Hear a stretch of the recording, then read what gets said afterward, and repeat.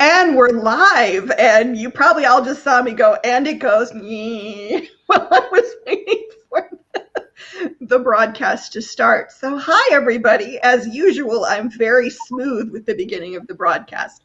As you can see, Gillian and I are here today, and we're having a little different Women in Business podcast show today. We're talking about sexual abuse and sexual harassment, and Gillian and I are both here because we have personal experience with this topic.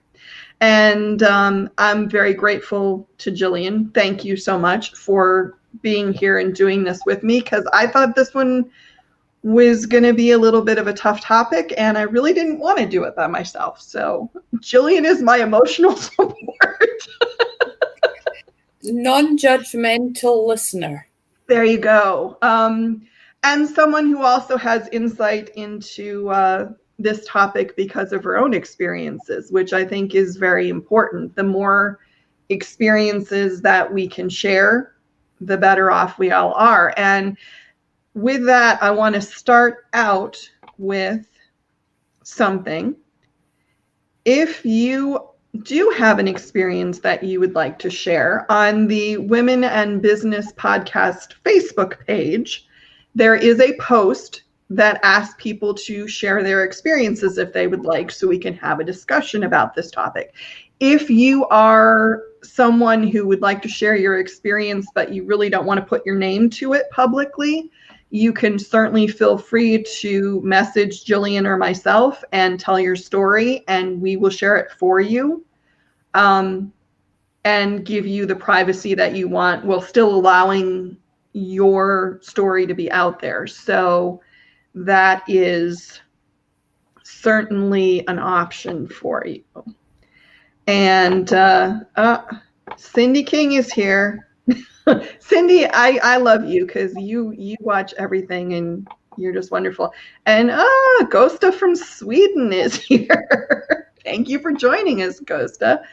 And I probably really pronounced that wrong. But anyway, so I think the first place to start is just to tell a little bit about the experiences that Gillian and I have had. And what, I'm not going to say how that informs our take on the topic, but just a little bit of our history so you understand. And Gillian, I've been chatting, so I'm going to offer the floor to you.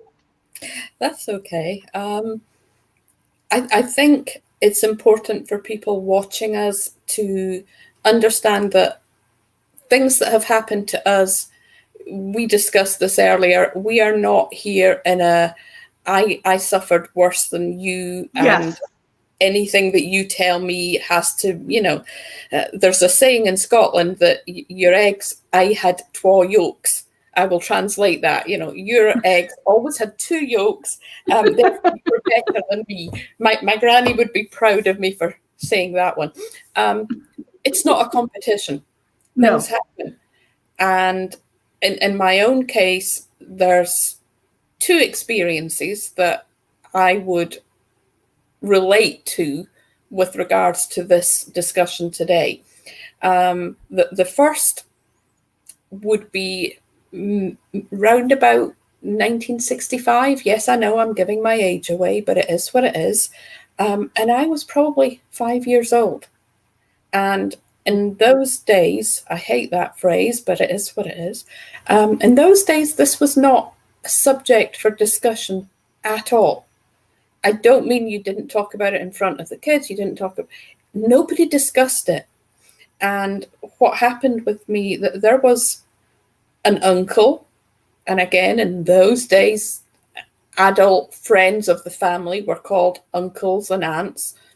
Doesn't mean they were really related, but I had this uncle that, looking back, I can see that the visits were never actively encouraged. And hindsight is always a wonderful thing. You now think to yourself, was it because of the issues I had? Had it happened to someone else in the family, outside the family? Let me just say that it without going into very specifics, that there was shall we call it molestation, and leave it at that. Did I say anything at the time? No, because I didn't know how to put into words what had happened. Well, yeah, at 5, you don't have the language. 5 years old, right. And I know that we treat children differently these days, and I hope we do, where we do encourage them to say something if they're uncomfortable. Yeah, I think children are taught a lot more and are also encouraged to, if you don't want to hug Uncle so-and-so, you don't have to, that kind of thing. Exactly. And like I say, going back, thinking about it, it's always, I think we're in danger of judging ourselves sometimes when we look back at what happened. And we are always our own harshest critic.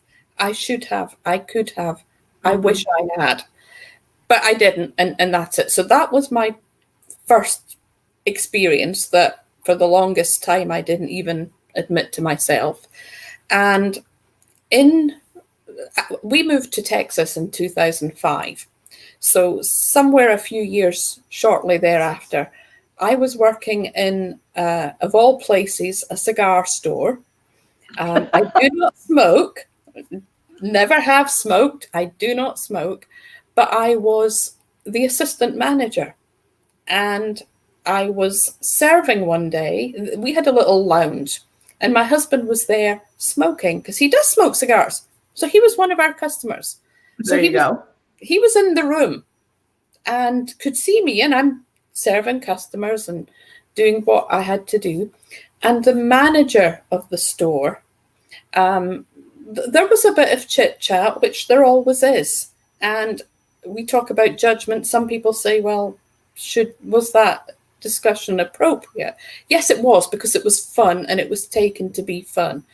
And he had said something, I answered, he said something back. And the customer that I was ringing up at the register said, oh, are you two married? Now, bearing in mind my husband's sitting in the store, right? So that's not awkward at all. No, are you, just because of the kind of banter that was going on, are you two married? And the manager took hold of my shoulders. He was behind me and he leant into me. So his head was on my shoulder, facing over the customer. His whole body was in contact with mine, if I can put it that way. Naughty bits. Naughty bits, yes. There was a bit of movement, grinding. I know, I hate to do it, but you have to understand this. And no, I get it. No space between us, which is important when it comes to the part that I tell you that there was actually video. That we had a video camera for the store that was focused on the register area. We had others around the store, but this one was straight up and down because obviously the owner of the store wanted to be sure people weren't taking money out the register. Oh, sure. So you watched the register there. And so, you know, he had leaned over and said something, as I'm saying, no, we're not married. That's my husband. He's going, yes, she's my honey bunny. And he's making, and as he stepped back, he slapped my ass. Pardon the French, sue me, okay? And I froze. This all went on and I froze. And those of you who've watched these podcasts before will know that my previous life experience includes time in law enforcement where I was trained to take people down. Yes, I didn't have handcuffs. Yes, I didn't have my ass, but I could have still taken some action. And I didn't. I froze. And my husband said to me later, I could tell by your face something was wrong. He said, but I didn't know what. And I didn't know what to do. I totally froze. And that was not like me at all. And that, I think, reflected then in the actions that I took subsequently, and not straight away. This is what I want people to understand. I doubted myself. I thought, why didn't you do this? Why didn't you do that? Mm-hmm. You know better. You know all these things you could have done. But when I got home from work that day, told my husband what had happened, which is leads to a whole other set of circumstances where he wanted to go meet the guy in a dark alley somewhere. I reported it to the owner of the store. Now, I mentioned the video. That is important because as an assistant manager, I had access to all the videos. Because, if we had a shoplifter, we had to be able to dial it back up and show the police. So I had downloaded the video of the incident. And because of the angle and because he was so close to me, yes, you see him coming close to me. Yes, you see his hand, but you did not see, because you couldn't, the contact Mm-hmm. and the devastating effect that had. And the owner, in response to this video, said, well, if you're not comfortable working there, I can move you to another store. Yeah. So who did the harassment? Who's taking it a step further? Yeah. Maybe I should let it come back to you for a minute, but that's my background in things that have happened to me that feed into, I guess, my feelings on the entire subject. Mm. Oh, I mean, I just listening to you talk about it and thinking back to when we were talking about it prior to going on air, it pisses me off. I want to go find the guy and beat him up in an alley, and I have zero skills in that area, but I would give it a shot. Because I wish I'd done it in front of everybody. That's what I should have done. There's not a court in this land would have charged me with it because he did what he did. Well, the thing is, though, that, I mean, there's also this cultural thing, which we talked about a little bit prior, that, it was all in good fun and, it really, and it's like, no, that's not in good fun. That's crossing a line, and that's wrong. And it's not, and the response should not be, oh, well, I'll move you to another store. Absolutely. Ugh. My concern at the time when that was said was, well, there was a few concerns. I no longer wanted to work with him. Don't blame you there. I just felt, how can I? He thinks he's done nothing wrong. He said as much.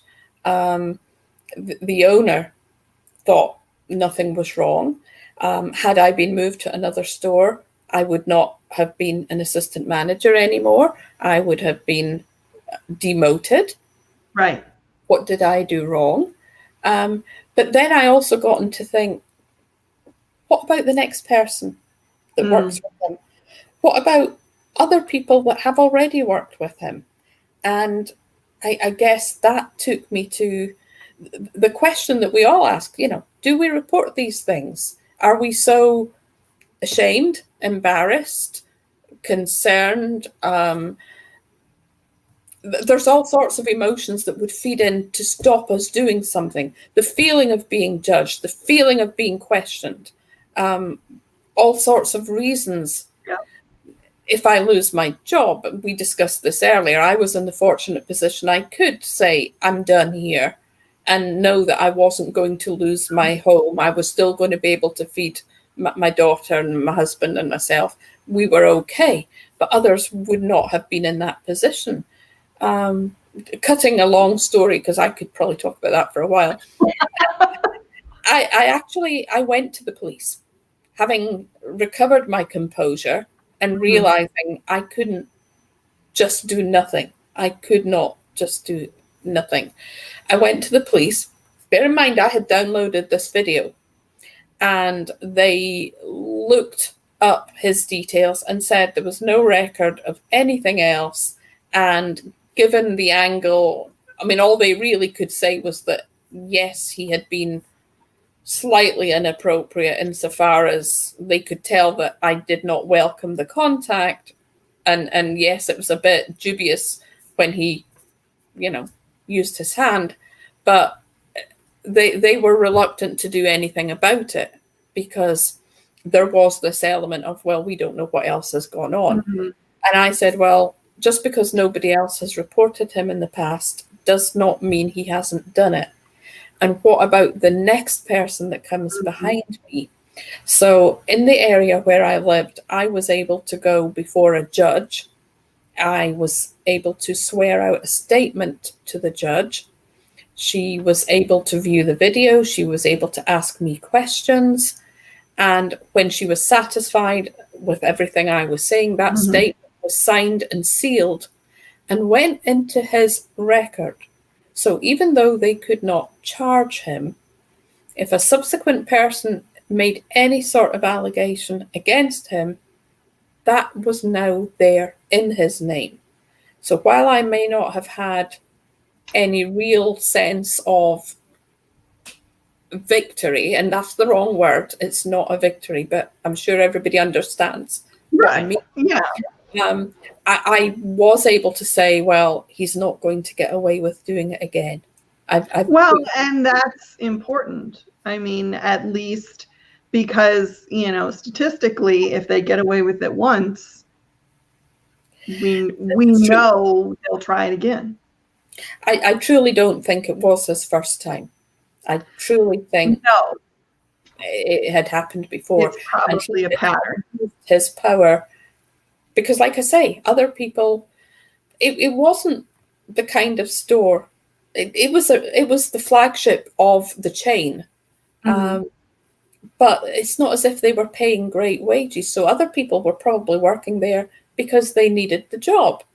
Mm-hmm. I was just the fortunate one that I could afford to say, no, this is not what I need this. Yeah. It wasn't quite the word I used, but yeah.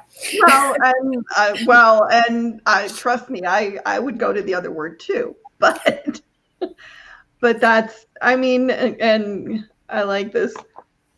Ghost just says, good job. And we also have a Facebook. If I had taken him out, trust me. We also have a Facebook user that says, hello. If you go to streamyard.com/Facebook, they will tell us who you are, which is always nice to know. But Christine, let me throw this back at you, though, because we've talked about my experience, and you made the point there just now that it's not always the first time, that there usually is a pattern. Mm-hmm. And I know that with your own experience, that came out later on, where you did find out that there were others. So I think you should share with people. Okay. Well, my experience was with, I never really know what to call it. Molestation, I guess, is maybe the best word. It was a teacher. I was a young teenager when it started. It was, I don't really, it wasn't consensual. Let's put it that way. I don't think I had enough ability at that point to consent. I was a really messed up young woman. I was basically, if you ever study pedophiles or child molesters, I was pretty much a textbook case of someone who could be, and I don't like the word victim, who could be involved in that sort of thing. I had a messed up family. I had a bad relationship with my father. I was very, very desperate for male approval. My parents weren't really paying attention to what was going on with me.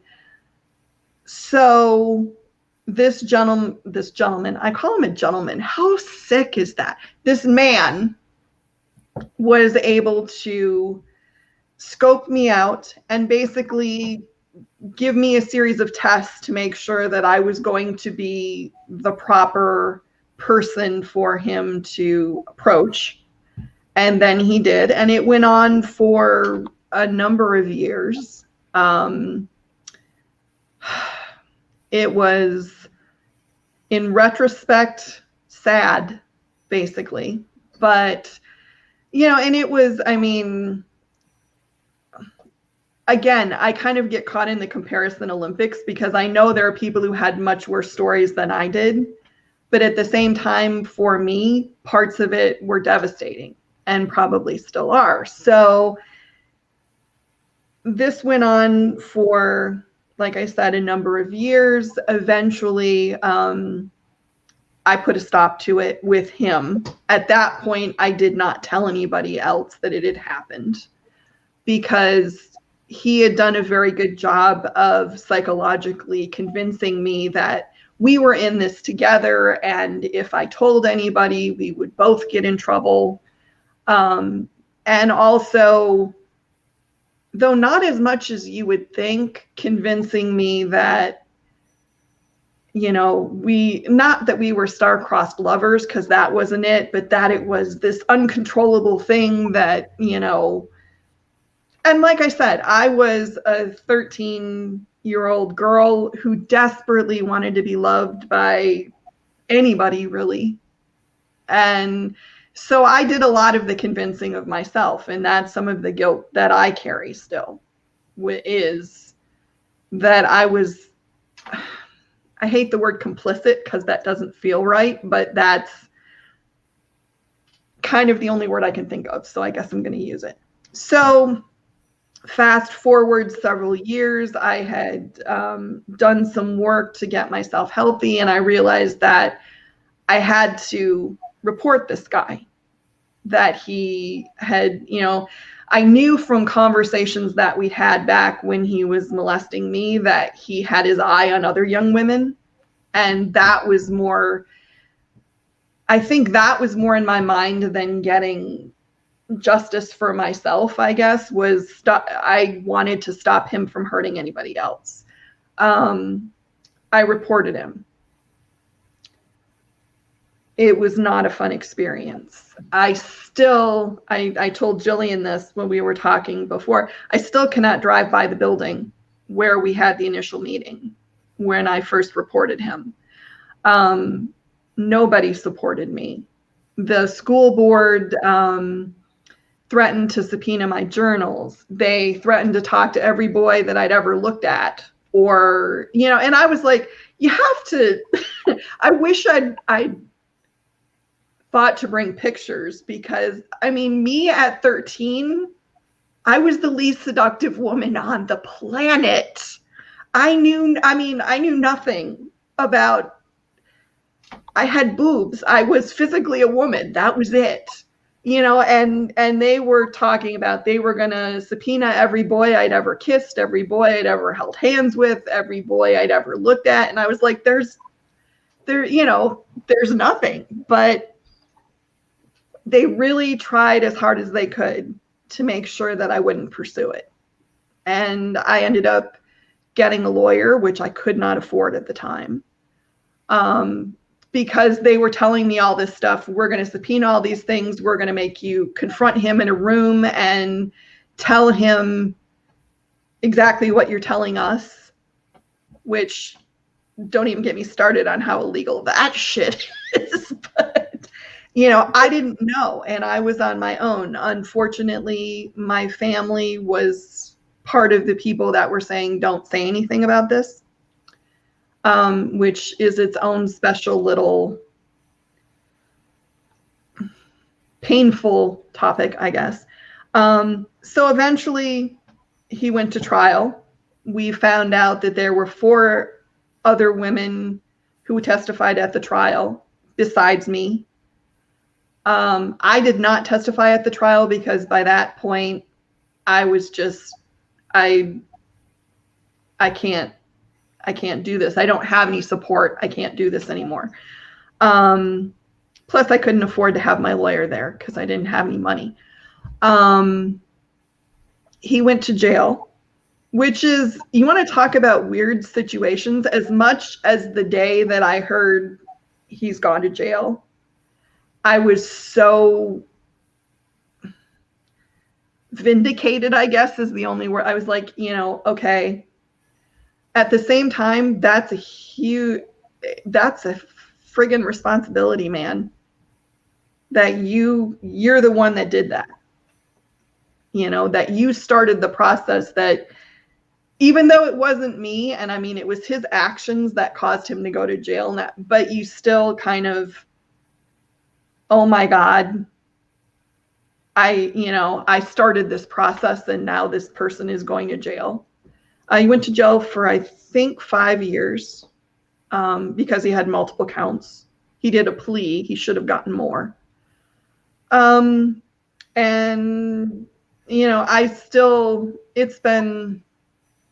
it's been 25 years since I reported him. It's probably been, 30 or so since anything happened, but you still live with it.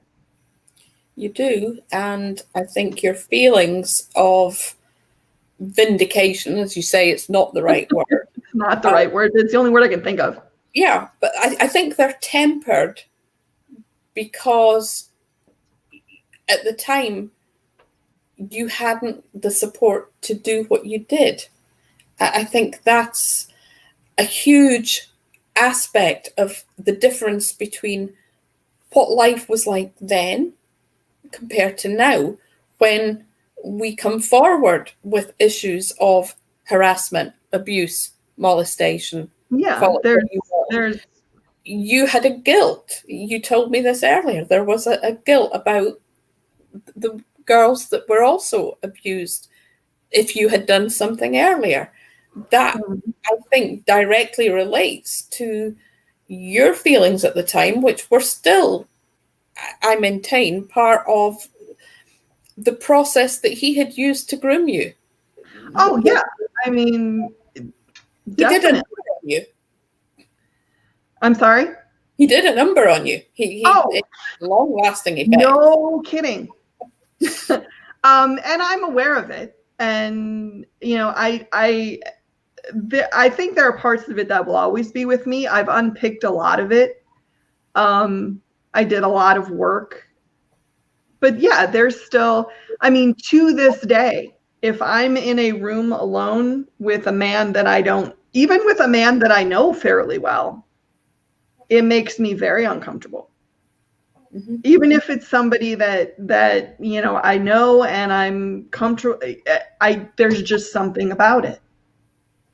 I think it speaks a lot to the way we have been conditioned over time to the reactions. And heaven help us, we are all guilty of this. We touched briefly, you and I, earlier before the broadcast on this, to judgments.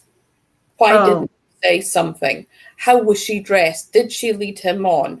Was it really just one-sided? And the whole range of other things that could come into that shouldn't, because how you felt at the time was entirely yours.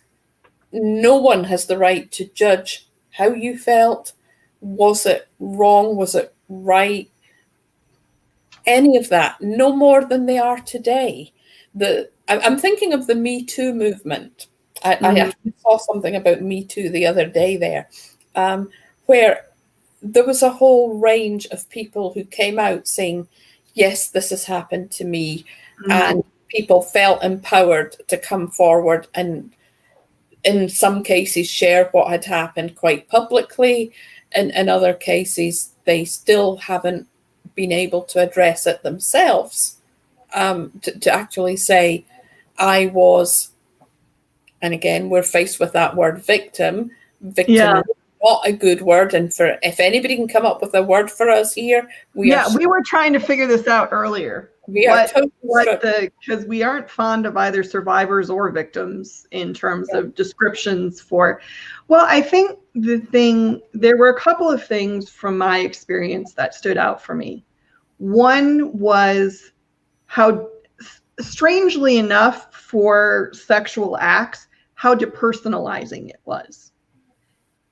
It was not about me as a person. I happened to fit his profile. And I could have been anybody who had the same set of, it was, and that sounds weird to say, that you want the person who abused you to care about you, but it's a weird kind of dichotomy, because on one hand, I'm like, well, he was, he's a creep. So, but on the other hand, you realize that it's strangely freeing to realize it had nothing to do with who you were as a person. And it's also kind of damaging a little bit. It almost would have made more sense if it had been about me, in the sense of me. If that, I'm not describing this the way that I want to, but it's a really weird feeling to realize that you're just the piece that fits into the puzzle there. And you could be blue sky or you could be a red rose. And as long as the puzzle piece fit, it doesn't matter. I think, though, for a lot of people who have been through similar circumstance, and I'm going to be very clear here and say, I said people, because let's be clear, it could be men that have been harassed as well as women. Exactly. But there's all sorts. There's the circumstantial wrong place at that time. Yes. There's no disguising that in your case, he was a predator. Like you say, he was... I was the wounded deer and he was the lion, and it was a National Geographic special. Absolutely. And he was already scoping out his next target. Yeah. It was, and he clearly had experience at this. I do not believe I was the first one. Absolutely. And I think that there's people who have been, as we say, we're not into the comparison Olympics. I know there are people who will have had far worse, and I can't even begin to think how I would have coped, except to say that, we sometimes can be stronger than we think. And part of the deal is just allowing ourselves to acknowledge things have happened we maybe couldn't control at the time. And we discussed this, find somebody to talk to. Find someone to talk to. And I think I carried, and still carry somewhat, though less than I did, a lot of guilt. A lot of guilt that I didn't speak up sooner. A lot of guilt that, and then when I did speak up, I had a lot of people that put guilt on me, that why are you, this is a nasty thing and you shouldn't talk about it. And I was like, and I mean, don't even get started on what that does to someone's self-esteem when they say, I've been injured, I've been hurt, and what they're told is, don't talk about it.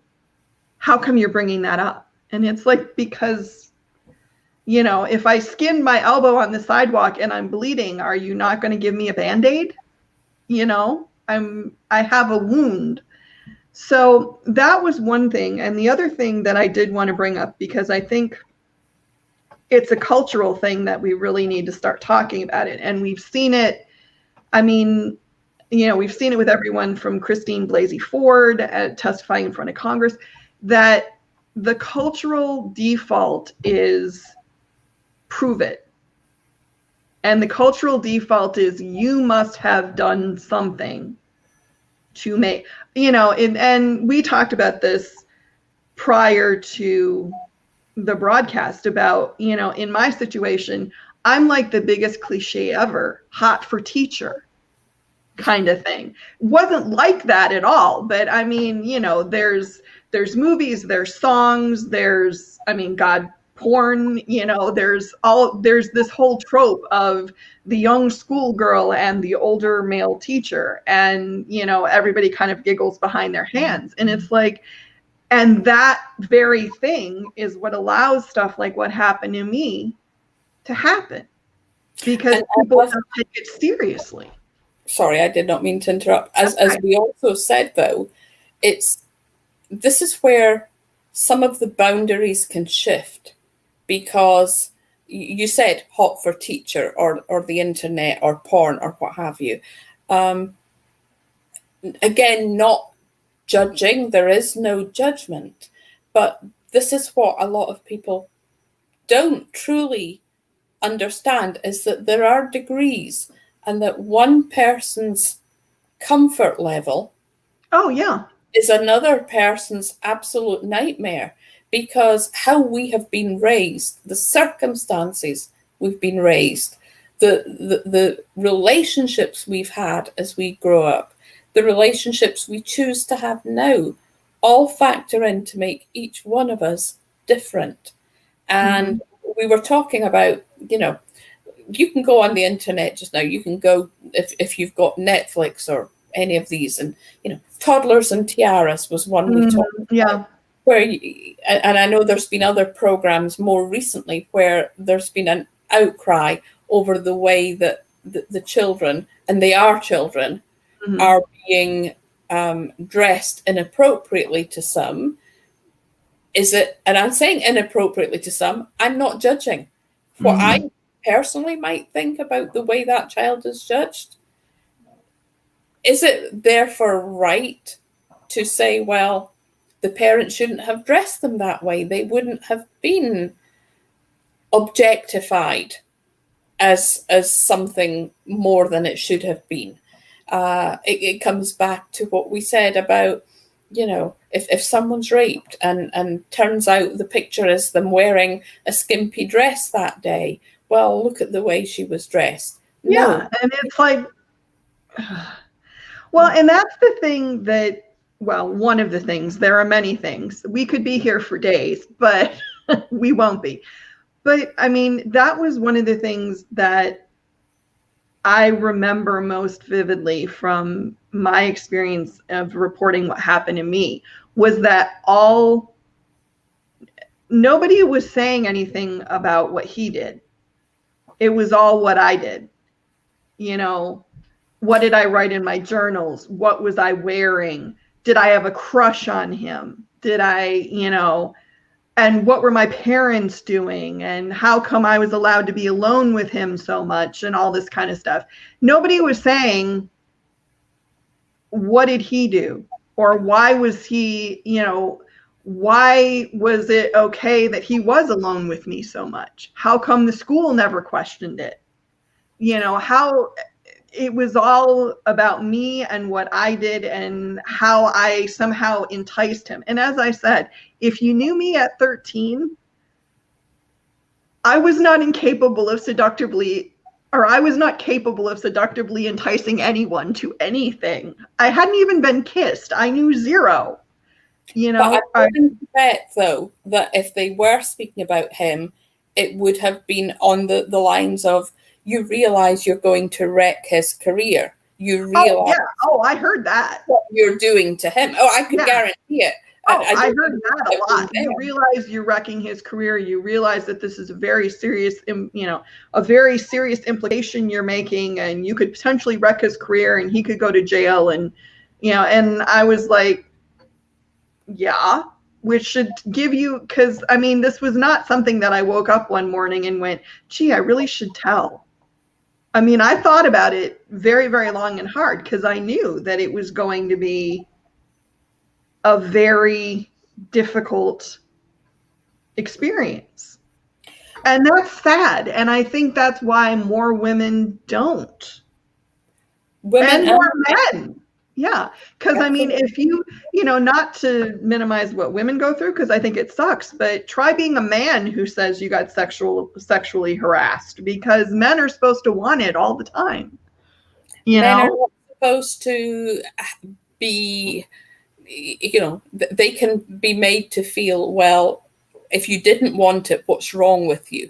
Right. Why or be complaining that you were offered, and it's, I mean, the whole cultural accretion, I guess, for lack of a better word, around this whole topic is so difficult to deal with sometimes, because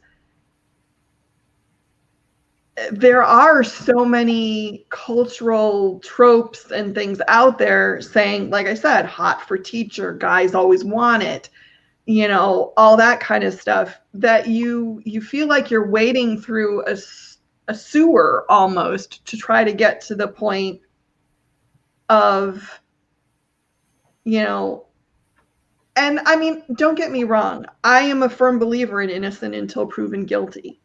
I would want, if I were accused of something, I would want people to do their damnedest to make sure that whatever the accusation was, it was true and it was accurate. So I'm not arguing with that. What I'm arguing with is the predisposition, at least in my case, from the very first thing, that I was lying, that I was a hoochie of some kind, and I don't know about, I hate that word and I can't think of a better word. That was the word that came out of my mouth. That it was somehow something to do with me. That I had either enticed him or I was lying and I had a vendetta for some reason. I mean, they went down to, this is how crazy this was.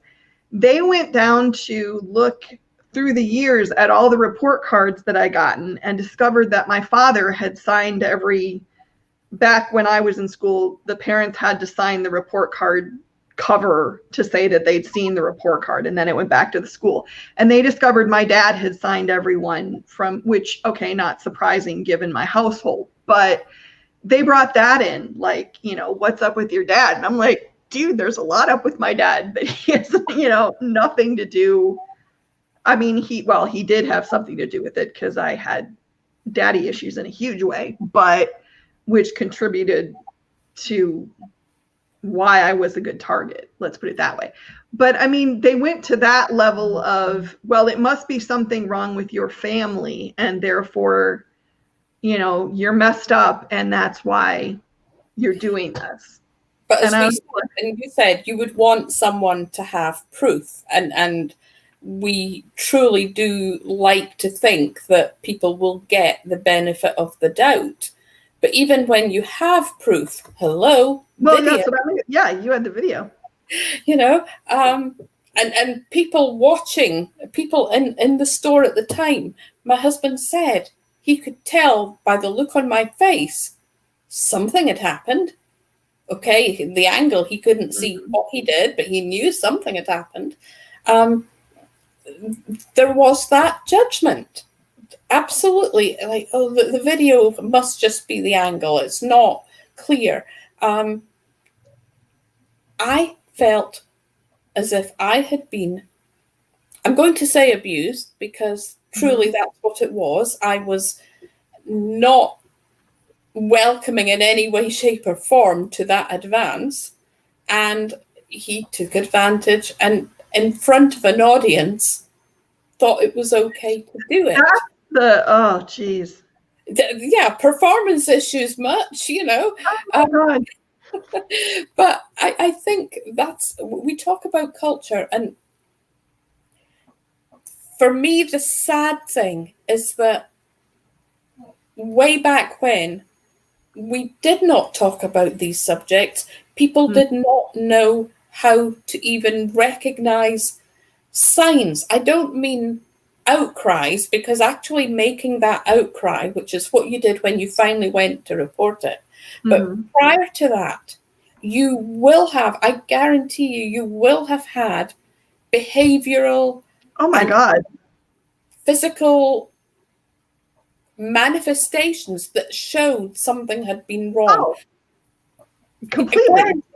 And when I did, because when I was in my law enforcement era, in a previous incarnation, we had training to look for things, because yes, okay, they were looking for us to go and recognize if someone was a victim of sexual trafficking, human trafficking, and that could be adults, it could be children, it could be male or female, and the non-verbal clues are always there, and you have to be open to those non-verbal clues, because very often, in the case that we were talking about, where that was our job and we were going into situations, if someone was being trafficked, they may not have been able to give words, either because of language barrier or quite simply fear of retribution.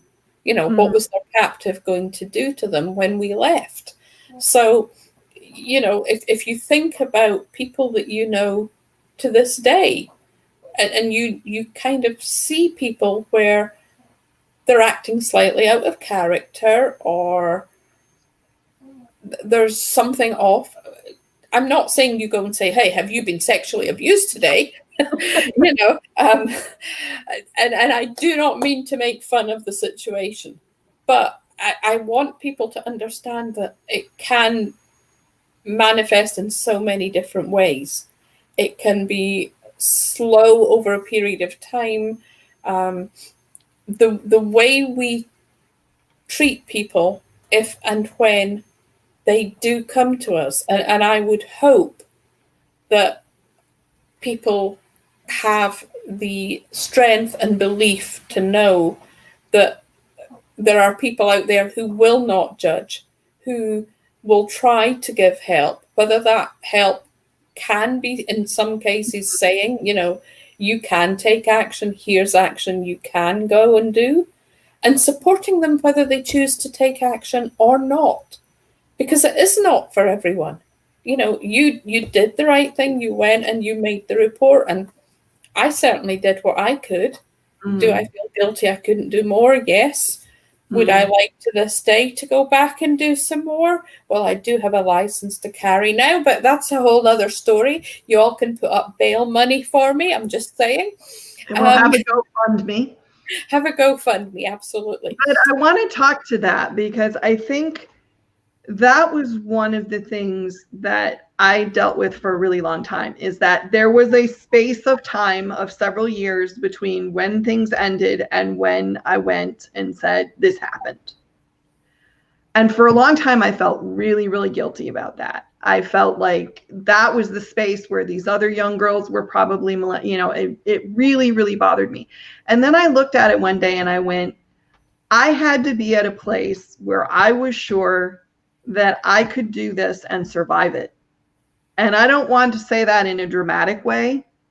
I'm not saying it in a dramatic way. That's the truth. If I had told back when I first ended it, I probably would not be here talking to you, because I didn't have the emotional resilience. I didn't have the stability.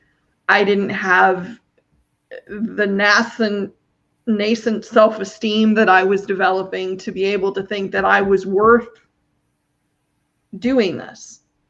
I had to get to a point where I had those things before I could take on what ended up happening and get through it and come out the other side. So, you know, there's a million things you can beat yourself up for. There's a million, you know, I wish I had, I mean, I look back now, the chances that he took, because he also had a kink with a little bit of exhibitionism and, you know, the possibility that he might get discovered, which don't even get me started on that one. But the whole thing is, when you're ready, I guess, is where I want to go with this. And if you're not ready yet, if you don't have the resources, if you don't have the support, if mentally or physically or whatever it is, you don't feel tough enough yet, don't beat yourself up about that. You went through something that sucked a lot on a lot of levels, and you need to just accept it and do the work until you can get to the place to be ready. Give yourself permission to feel that, though, because that is the whole thing, that we turn it in on ourselves. We turn the blame in on ourselves. I didn't do this in time. I didn't go forward. I can't go forward. You can do whatever you want to do. And if part of that is choosing to take the time to work through yourself before you make that outcry, if you ever make that outcry, I am sure there are people who would watch this who maybe to this day have not told people of things that have happened to them.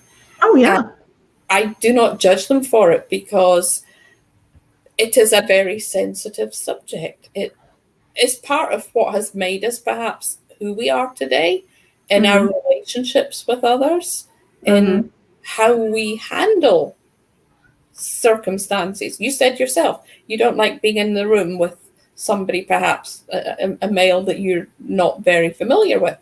I can totally get that. I can see why your past experience has made you the way it does.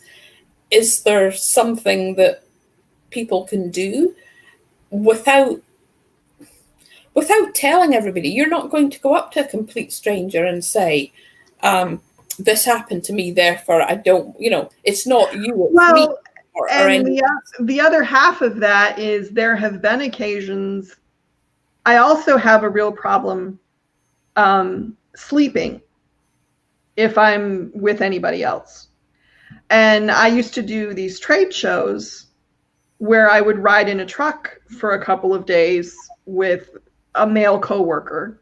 And I was driving with the coworker who I didn't normally drive with one time. And he said, "Oh, you'll probably fall asleep." And I said, "No, I won't. I don't do that if I'm in, if I'm alone with a guy." And he's like, "Oh, well then, and he kind of blew it off and sort of made fun of me a little bit.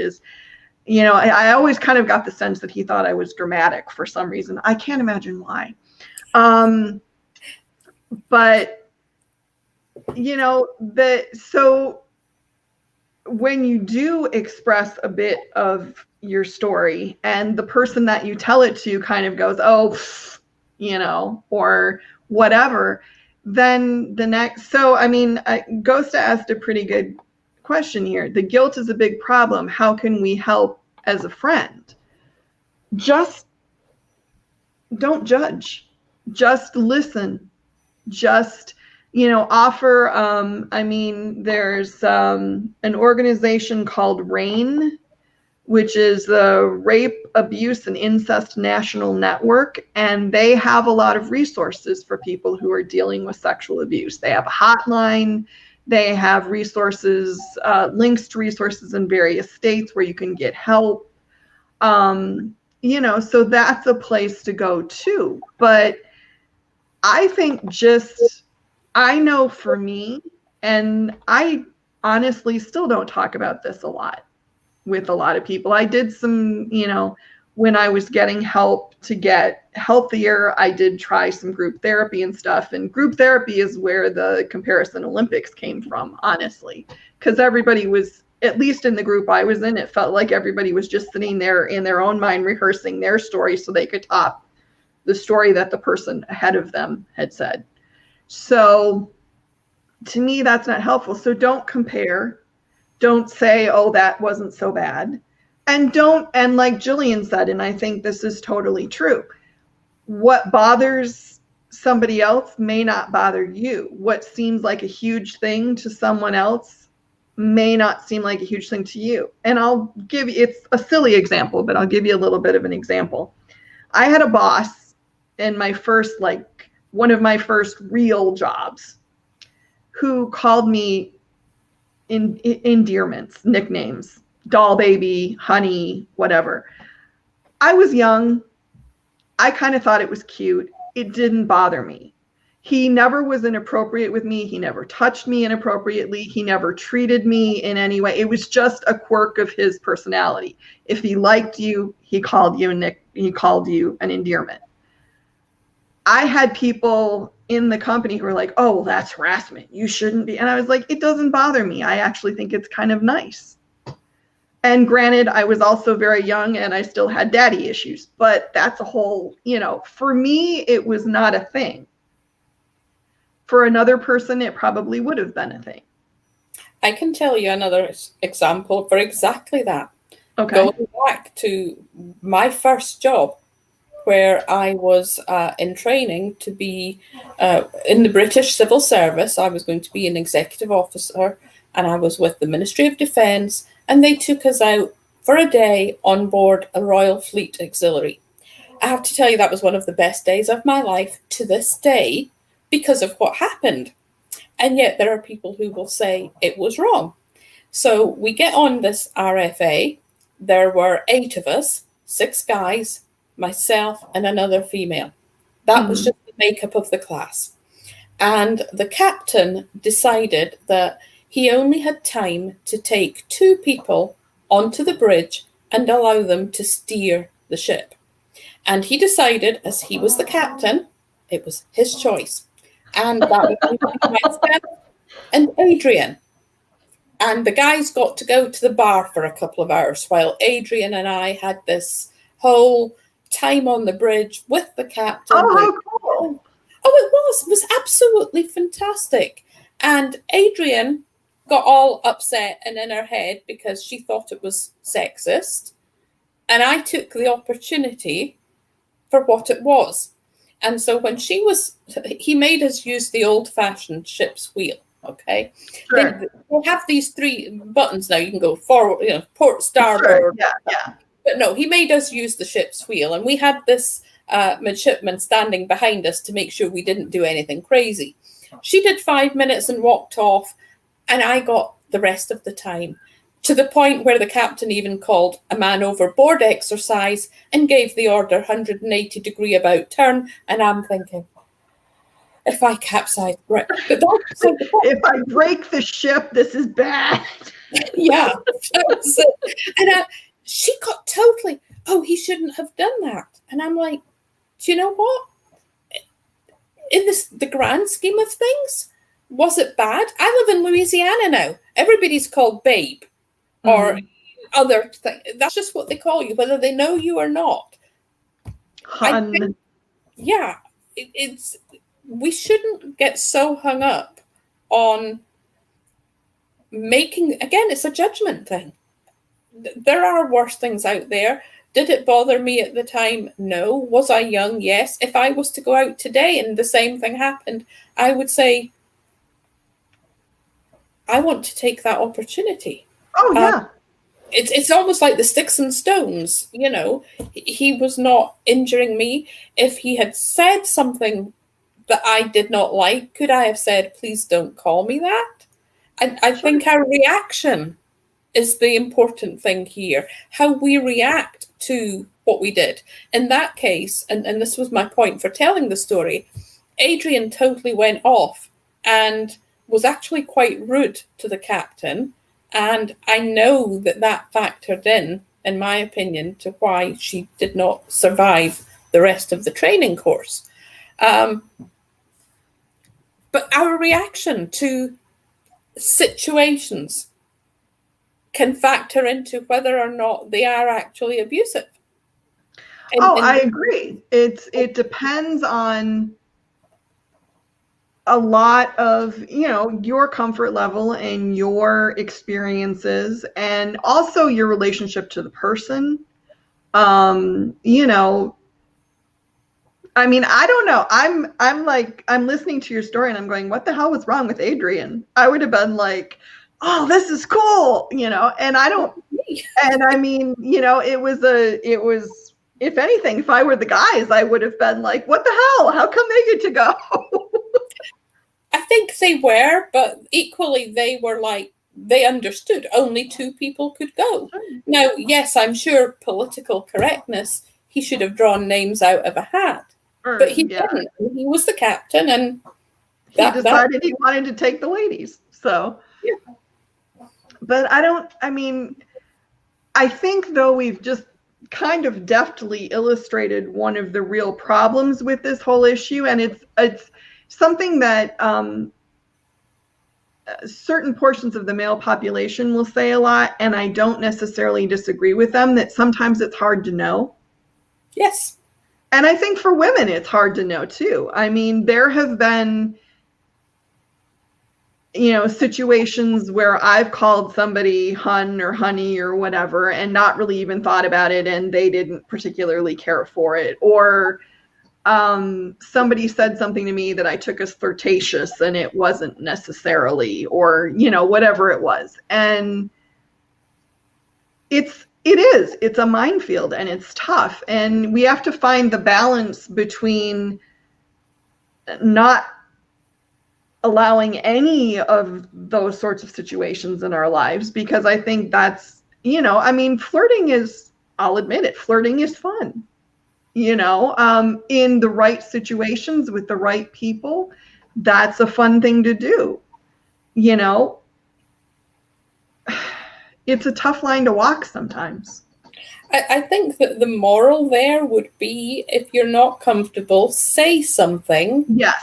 And the person who it's being said to, and if that's yourself, because it could be somebody else saying something to you, is accept it. That there is an honesty to the statement that says, I'm not comfortable with what you said or what you did. And, I'm not saying I don't want to know you. I never darken my door again, but respect that this is a boundary. Respect my boundaries. And I would rather you didn't do it. And there are too many people who can't do that. Well, I think it's also, again, kind of swooshing back to the cultural thing a little bit. I grew up in, I was a kid in the 70s. I was a teenager in the 80s. But I grew up being taught little girls are nice. Little girls don't complain. And also was of the school that you put up with, the uncle that always hugs you a little bit too much. I had one of those. I still, to this day, he was creepy. He still is creepy. But, you weren't, that's one thing, that is one stride that I think that we've made forward, is that nowadays you see a lot more kids that are taught your body is your body. If you don't want to kiss grandma, you don't have to. If you don't want grandpa to kiss you on the lips, you don't have to. I mean, I can still remember my stepdad used to always kiss us on the lips. And, I never thought anything about it. It was like, okay. And then when my niece got older, she said, Papa, I don't want you to do that anymore. And I was like, you go, girl. But it was a really, it was a weird situation, because he didn't mean anything by it. But for her, it meant, I mean, what he meant by it was, we're family. I love you. It wasn't. It went over her boundary. It went over her boundary, and she had been raised with enough self-esteem or whatever it is, or enough chutzpah or whatever it was, that she went, you know what, this doesn't work for me. And she was supported in it. And that makes all the difference. There is a person I know, and I will keep this deliberately vague. I don't think anybody watching would know the person, but we'll just leave it at that.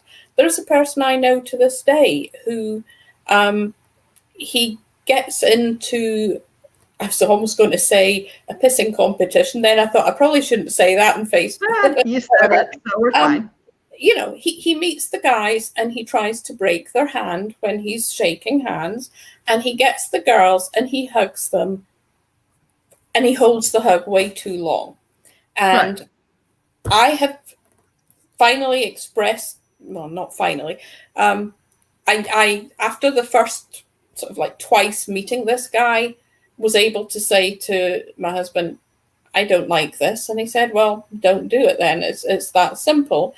And by saying to other people too, found that they had that same thing with this person. His wife, this is what I feel is sad, is his wife sees all of us taking this reaction and makes excuses for him. Oh, yeah. Instead of thinking and saying to her husband, don't do it. You can tell that they don't like it, and you know what? It's not right. If people don't want to hug you, and you're not, we have these societal mores that say oh, you're going to meet people, you're going to hug them, you're going to kiss them on both cheeks, or whatever the model of your group dynamic is. No, you don't have to anymore. You don't have to.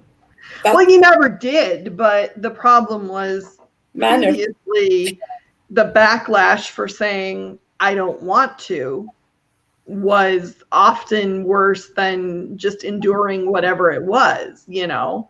I mean, it's, you I talk don't about know. how you were raised, and that's just it. I mean, I was a kid in the 60s in Scotland where, you know, yeah, you did what you were told and you behaved, and woe betide you if you spoke back to an adult. And, you know, if you were told to go and hug so and so, you went and hugged, so, you know, to say goodbye and all sorts of things. And no, you don't need to do that anymore. And to the point where even as an adult, I had to give myself permission to say to that guy, look, I'm sorry, I don't want to hug you. I'm not going to hug you. Yeah. Make of it what you like. You know? And it's so, well, what's so crazy about this too is that it's a lot of the problems that occur happen with women, because it's so weird how you can have a body and have everybody else assume that they have the right to say what you should do with that body and what you shouldn't, in terms of, you know, you shouldn't mind if somebody puts their arm around you, or if they put their hands on your shoulders, or if they hug you too much, or, you know, you shouldn't. And it's like, but no, if I don't want you to, I don't want you to. And it's my body and I'm allowed. But if you had a man who said, you know, hey, I don't really like it when you do that, everybody would be like, okay, well, I totally get, you know, fine, I won't do it anymore. But if you're a woman, it's kind of like people assume that they have a right to your personal space and your body. And it's like, no, you, just because I'm female doesn't mean that I have, I mean, I will tell you something that I thought was really, it actually made me kind of almost laugh when I figured it out. You'll notice that today I'm wearing a shirt and then a shirt underneath it. I figured out shortly, not very long ago actually, that I always wear a shirt and then like a cardigan or another shirt or something over it. Always. I'm almost uncomfortable when I don't. And I couldn't figure out why. And then I realized that I'm uncomfortable with my chest, because I developed really early. I was 10 when I got boobs, and I got like serious boobs, not like little kid boobs. And for years, a lot of men would talk to my chest instead of my face. And I was a kid. I was 10 when I got boobs. I had no frame of reference for this, and nobody told me anything. So my response was, well, these must be a problem, so therefore I'll cover them up. Yep. You know, and it honestly astonished me that it took me, because I couldn't figure out why I started doing a couple of these podcasts and I would just wear like a shirt, and I couldn't figure out why I felt uncomfortable. And then I started thinking about it and I was like, oh, that's why. Because people can actually like see my chest a little bit. And I was like, how fucked up is that? You know? I mean, it's a part of my anatomy. It's nothing to do, but you know, because of how people reacted to it. So I think that's the whole, again, it's the permissions, it's the judgments, it's the boundaries. And going back to what we said about people, if they have a story to tell, they don't want to put it out here, that's fine. By all means, come to one or either of us in private. But if somebody comes to you, can I make this point? This is real serious. If somebody comes to you and you are the person they have chosen to tell whatever the story is, be there for them, listen to them. If it's appropriate, give them options for action, but support them whether they take the action or not. Yeah. Because just because you would go, oh, well, you should have gone to the police, you should have done this, you should have. No. As we've said, we are all different. Respect our differences. Respect that person's right that even though they felt comfortable in coming to you and telling you, they may not be comfortable in taking it any further at that point. No. And be aware that it's an enormous amount of trust that's being placed in you, that they're trusting that they can be vulnerable to you and tell you this, what may be a very, very deep, dark, and dangerous secret for them. And, you know, so be respectful of that. I would totally agree. And we are now in 10 minutes of bonus time. I have a feeling this may be the first in a series of these because Gillian and I talked about this, and there's a lot of aspects of this issue, and we have just barely peeled the surface off a little bit. So I do want to say thank you, Gillian, for doing this with me. It was immeasurably easier having you here, and I so appreciate it. And I also want to tell everybody where they can find you if they want to talk to you.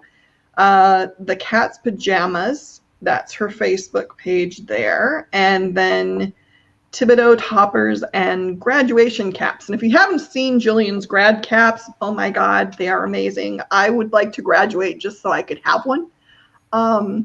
But I need to turn that banner back off. See, this is where I need a producer. But, yeah. And thank you, Ghosta. Ghosta says you are the best. So. But I really appreciate this. We'll talk, Gillian, and we'll see about maybe putting another one of these together. And I do hope, as I said, if you have a story you would like to share on the Women in Business podcast Facebook page, there is a post. If you're comfortable putting it under your own name, please do share it there. If you'd prefer not to do that, you can message Gillian and I, and we will share the story for you. Also, the Women in Garment Decoration group, if you are female and you'd like to come join us, we're a very supportive group, and we'd certainly be willing to listen to any stories that anybody had to share there.